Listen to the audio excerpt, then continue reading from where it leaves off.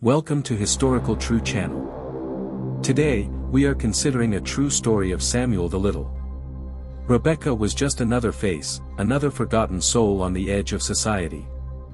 No one noticed when she vanished. No one connected the dots. Until one man in prison drew her face from memory, decades after he killed her. This is the story of Samuel Little. The man who confessed to killing 93 women, and the world barely knew his name. He was a drifter. No roots. No trace. He moved from state to state, motel to motel, like a ghost with a dark secret. Between 1970 and 2005, women started disappearing. Not all at once, but quietly. One in Texas. Another in Florida. Another in California. They had something in common. They were women on the margins. Women struggling with addiction. Women forced into sex work. Women without a voice. In the eyes of the world, they were invisible.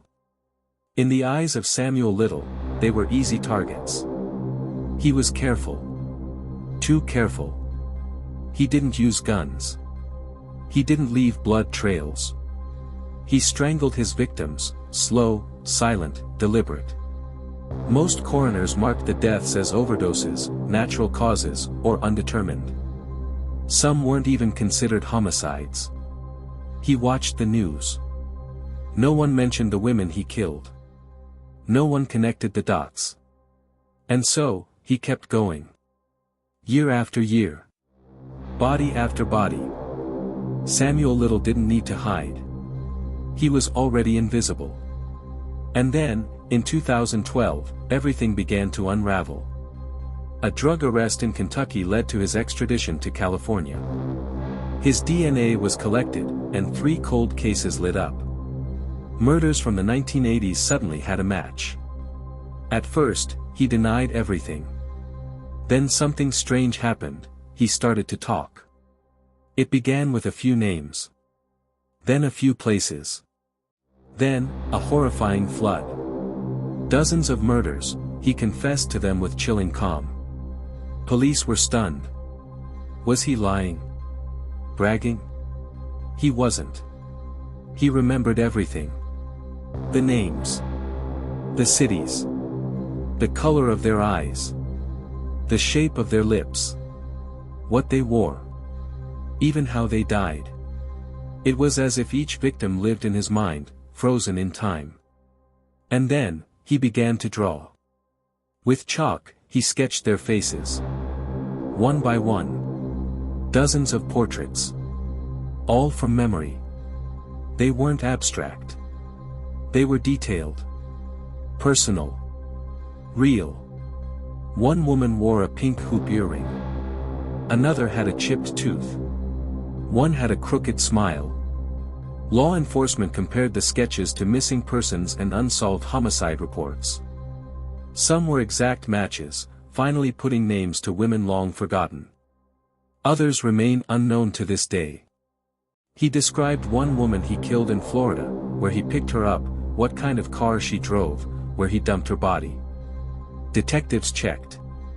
Every single detail matched a real, unsolved case from 1984. One of the most haunting parts. Some of the women were never even reported missing. Others had their deaths ruled as overdoses. Samuel Little didn't just murder them, he erased them from history. When asked why he targeted these women, he said, "They didn't care about them. I knew they wouldn't chase me." He was right. No one was chasing him. For 40 years, he walked free. Until the weight of his own memories, and the evidence, finally caught up to him. He was convicted of multiple murders in 2014 and sentenced to life without parole. But the full extent of his crimes didn't become clear until 2018, when the FBI launched a nationwide investigation. He confessed to 93 killings. 60 have been confirmed. Dozens more are still being investigated. In December 2020, Samuel Little died in prison. But the evil he left behind lingers. Investigators are still trying to identify some of the women he claimed to have killed. Families are still waiting for answers. His drawings remain, an eerie memorial to lives lost and forgotten. Silent portraits of justice delayed. So how did he do it? How did one man kill nearly 100 women without anyone noticing? Because no one was looking. Because these women were poor. Because they were addicts. Because they were black, or brown, or homeless. Because society didn't see them as worth saving. And that's the real horror. Each of those women had a name. A story. A family. They laughed. They cried. They mattered. But Samuel Little counted on their silence, and the world's indifference. Let this be a reminder, every life matters. No one should be forgotten. No victim is too small to fight for. Justice doesn't expire with time. And monsters? They don't always hide in the shadows. Sometimes, they live right next door. And they remember everything. Subscribe, like and share for more historical content.